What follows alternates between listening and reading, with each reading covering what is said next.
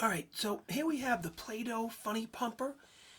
I believe it came out in around 1969 or 1970 because I had it growing up as a kid. I thought it was a great toy, and my dad actually shot some film of me playing with it back when I was really little.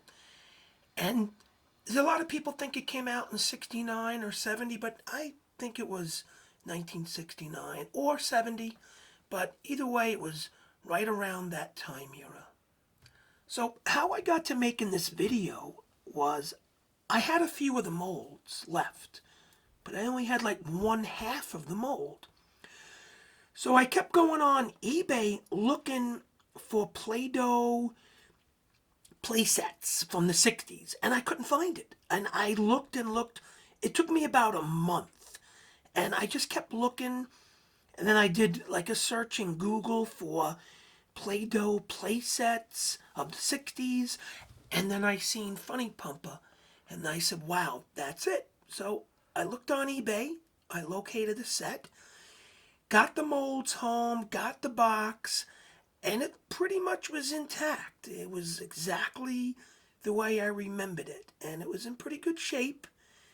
And I looked at that and said, wow, I can't believe that I actually used to make these things in Play-Doh, and I had so much fun with it. So as soon as I took the molds out, I actually studied the mold and said, maybe I should just make these in clay. So I got some of that Dawes clay. It's pretty good, it air hardens, but I kind of thought it was a little bit maybe pricey to make them all in clay. So I said, let me give it a shot and let me see if I can make these things in plaster.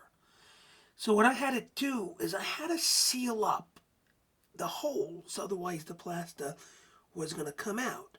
So at first I sealed it up with some Gorilla Tape, and the Gorilla Tape didn't really work out too good. So then I put JB Weld, and then of course I had to do a little touching up with the Dremel. So once I did that to the mold, I was able to make them in plaster.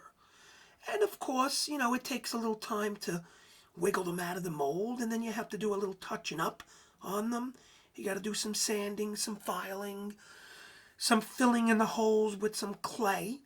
But I thought that they came out pretty good. And then I was able to throw some primer on them, and then I threw a paint job on them.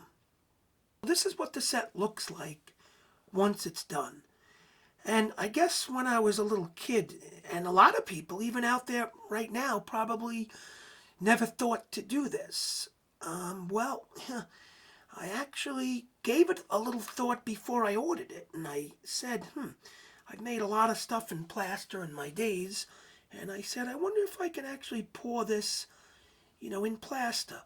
And I figured there would be a lot of runoff, but there really wasn't. There wasn't that much cleaning up to do.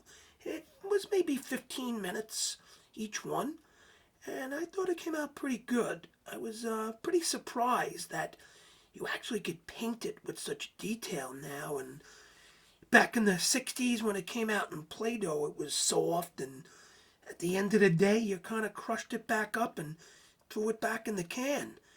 And at least now, I guess I could put it up on my shelf. Next video that I'm going to be making soon is how I turn Altoid boxes into Altoid box robots. And that video will be coming up shortly. I'll show you how I did it and all the behind the scenes, ways I did it, and how I incorporated some welding skills and some plaster skills and some painting and a little bit of sculpturing. And that'll be coming up, shortly. For the people out there who don't know, I am the inventor and creator of the Major One robot that is currently for sale online now.